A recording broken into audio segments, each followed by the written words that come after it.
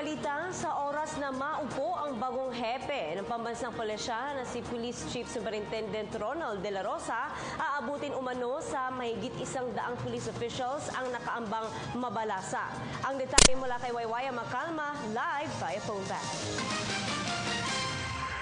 Tama ka dyan, Princess. Oras nga na formal lang makaupo si incoming PNP Chief Ronald Bato De La Rosa. Ang unang marching order niya kanyang gagawin ay pirmahan ang mga papel para nga sa malawakang balasahan ng mga opisyal sa pambansang pulisya.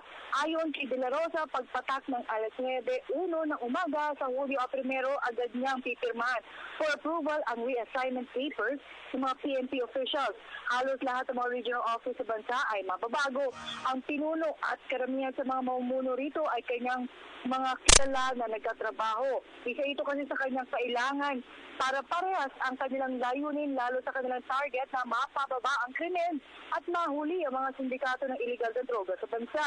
Pero nilinaw ni De La Rosa na hindi basehan ang pagiging mista o kaklase niya sa Philippine Military Academy Class 1986 na mga opisyal na kanyang ilalagay sa mga karapat-dapat na posisyon. Kasama na nga rito ang kanyang mga upper class na magaling at mapagkakatiwalaan at kanya pang may pagmamalaki kay President-elect Rodrigo Duterte. Aabutin naman ng higit 100 police officials ang makakasama sa malawakang balasahan sa hanay ng PNP.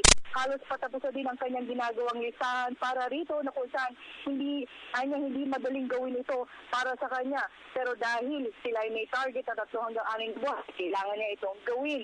Samantala, Princess, hanggang sa ngayon ay wala pang kumpirmasyon kung totoo nga ang mga di umano'y mga Malaysian national na naman ang nakidnap. At inatasan na nga ni Tawi-Tawi PNP Provincial Director Police Senior Superintendent Eli Kibuyin ang lahat ng Chief of Police sa Tawi-Tawi para verifikahin ang report na di umano'y nga dinukot na naman ng Abu Sayyaf Group ang 4 na Malaysian nationals.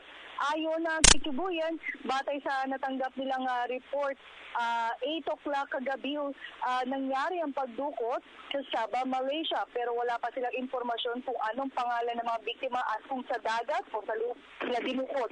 Sa ngayon ay itinag-utosan niya ang pagsulot sa lahat ng bahagi ng Tawi-Tawi, partikular na ang bayan ng Sintakay, kung saan dito kasi na unang nai-report na dinala daw umano ng mga suspect ang 4 na Malaysian national.